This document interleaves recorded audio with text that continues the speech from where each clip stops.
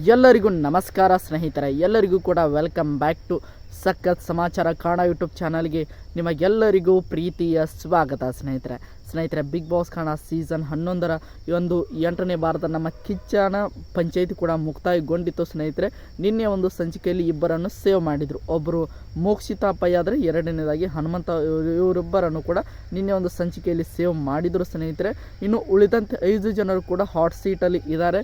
5 ಜನರ ಪೈಕಿ ಒಬ್ಬರಂತೂ ಈ ವಾರ ಬಿಗ್ ಬಾಸ್ ಮನೆಗೆ ಕಡಾಖಂಡಿತವಾಗಿ ಹೊರಗಡೆ ಹೋಗ್ತಾರೆ. ಸ್ನೇಹಿತರೆ, ನಾನು ಈ ವಿಡಿಯೋದಲ್ಲಿ ಇವತ್ತಿನ ಒಂದು ಸಂಚಿಕೆಯಲ್ಲಿ ಬಿಗ್ ಬಾಸ್ ಮನೆಯಿಂದ ಹೊರಬಂದ ಸ್ಪರ್ಧಿ ಯಾರು, ಅದರ ಜೊತೆಗೆ ಉಳಿದಂಥ 5 ಜನರು ಯಾವ ಒಂದು ಆರ್ಡರ್ನಲ್ಲಿ ಸೇವ್ ಆದರು ಎಂಬುದನ್ನು ಕೂಡ ನಾನು ಈ ವಿಡಿಯೋದಲ್ಲಿ ನಿಮಗೆ ತಿಳಿಸ್ಕೊಡ್ತಾ ಹೋಗ್ತೇನೆ. ಸ್ನೇಹಿತರೆ, ಅದಕ್ಕೋಸ್ಕರ ನಮ್ಮ ಚಾನಲ್ಗೆ ನೀವಿನ್ನೂ ಸಬ್ಸ್ಕ್ರೈಬ್ ಮಾಡ್ಕೊಂಡಿಲ್ಲ ಅಂದರೆ ಎಲ್ಲರೂ ಕೂಡ ಚಾನಲ್ಗೆ ದಯವಿಟ್ಟು ಸಬ್ಸ್ಕ್ರೈಬ್ ಮಾಡ್ಕೊಳ್ಳಿ.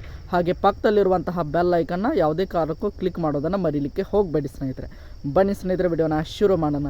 ಇನ್ನು 5 ಜನ ಉಳಿದಿರುವಂತಹ ಸ್ಪರ್ಧಿಗಳ ಪೈಕಿ ಇವತ್ತಿನ ಸಂಚಿಕೆಯಲ್ಲಿ ಮೊದಲನೇದಾಗಿ ಸೇವ್ ಆದ ವ್ಯಕ್ತಿ ಉಗ್ರಂ ಮಂಜು ಅಂತಾನೆ ಹೇಳ್ಬೋದು.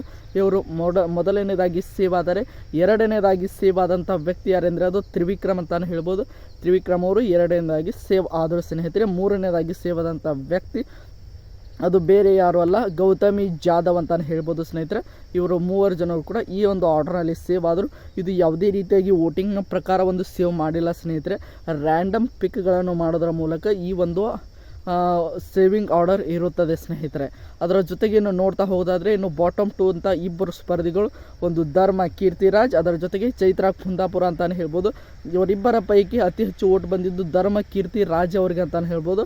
ಅತಿ ಕಡಿಮೆ ಓಟ್ಗಳನ್ನು ಪಡೆದುಕೊಂಡಿರುವಂತಹ ಸ್ಪರ್ಧಿ ಚೈತ್ರಾ ಕುಂದಾಪುರ ಅಂತಾನೆ ಹೇಳ್ಬೋದು. ಸ್ನೇಹಿತರೆ, ಈ ಬಾಟಮ್ 2 ಇಬ್ಬರು ಜನ ಸ್ಪರ್ಧಿಗಳು ಉಳಿದುಕೊಂಡರು. ಇದರಲ್ಲಿ ಯಾರು ಇವರ ಬಿಗ್ ಬಾಸ್ ಮನೆಯಿಂದಾಗಿ ಕನ್ಫರ್ಮ್ ಆಗಿ ಎಲಿಮಿನೇಷನ್ ಆಗಿದ್ದಾರೆ ಎನ್ನುವಂತಹ ಮಾಹಿತಿ ಬಂದಿದೆ.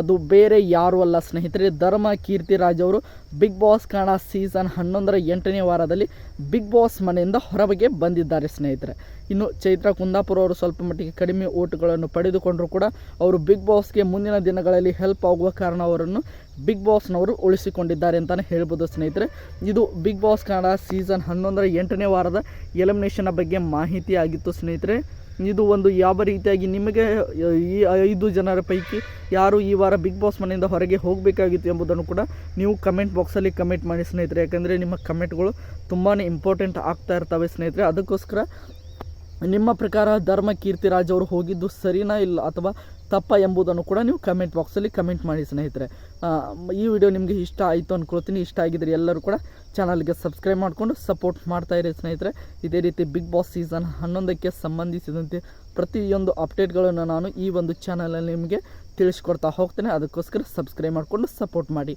ಮುಂದಿನ ವಿಡಿಯೋದೊಂದಿಗೆ ನಿಮ್ಮ ಜೊತೆಗೆ ಸಿಗ್ತೀನಿ ಅಂತ ಹೇಳ್ತಾ ಎಲ್ಲರಿಗೂ ಕೂಡ ಧನ್ಯವಾದಗಳು.